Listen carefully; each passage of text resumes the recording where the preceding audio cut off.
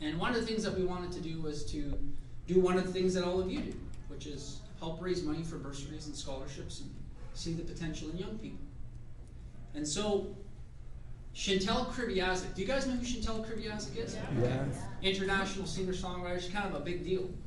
And so she was going to do a show for a bursary program that we were starting. And she was going to do it at the concert hall. So she said, Kevin, I want to do a private show for all your eco kids. I said, well, Chantal, there's 60 of them. She said, well, here's the thing. I got the concert hall. We got to do a full rehearsal before the show in the evening. If you can get them out of school, I'll do the show. So I talked to the school. They let the kids out. We got to bring the kids there. So we went into the concert hall, and the seats are all red when you walk into that place. Now look, these students from the inner city, they didn't know who Chantal Kriviazik was, right? But when they walked into that place, and the whole place is ours, and you look at that place with those seats, they're like, whoa, this might be kind of an important person. And so the speakers are from the floor to the ceiling. They got these massive speakers. And Chantal was on stage with her band.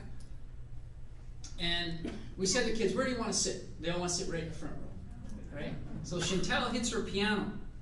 And it literally blows us back. And there's something about music, I think you'd all agree with me, something about music is just so inspiring. And for 45 minutes, she wowed and dazzled those children. And when she was done, she had them all line up. And she had her latest CD. And she'd say, what's your name? Who do you want me to make the CD out to? They'd say, my mom, my dad. So here comes Alyssa. And as you can see, Alyssa's adorable. The other thing I want you to know about Alyssa is that she's really, really poor. She has nothing in her life. So Chantal says, what's your name? She said, my name's Alyssa. She said, well, Alyssa, who do you want me to make the CD out to? She said, can you make it out to Mrs. Wilcox? And Chantal says, Mrs. Wilcox, who's that? She said, that's my teacher. Why would this young girl, who has nothing in her life, get something from someone she knows is important? Why does she want to give that away? Because she wants to feel generous too. Because she wants to have a sense of contribution too. So think about this for a moment.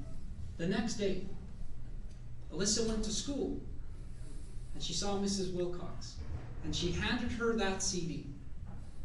How do you think she felt? You know how I think she felt? I think she felt proud. I think the act of generosity is so powerful that she made Mrs. Wilcox feel pretty proud. I think that act of generosity, when we define it that way, made that school feel pretty proud. You see, I tell you this story because this is what you're committed to. You've been committed to this for generations. Rotary clubs, this is how you define generosity. That you believe that children and young people and families, that no matter who they are or where they come from, you should never have to be rich to achieve your potential. It's grounded in your history. It's grounded in your principles, in your values. It's grounded in every single person in this room. You know how I know that? Because you wouldn't be here in this room if you didn't believe that. It's an incredible history that you should be so, so proud of. You should know, you should stay committed to the work that you're doing. Because you create these kinds of ripples without even knowing.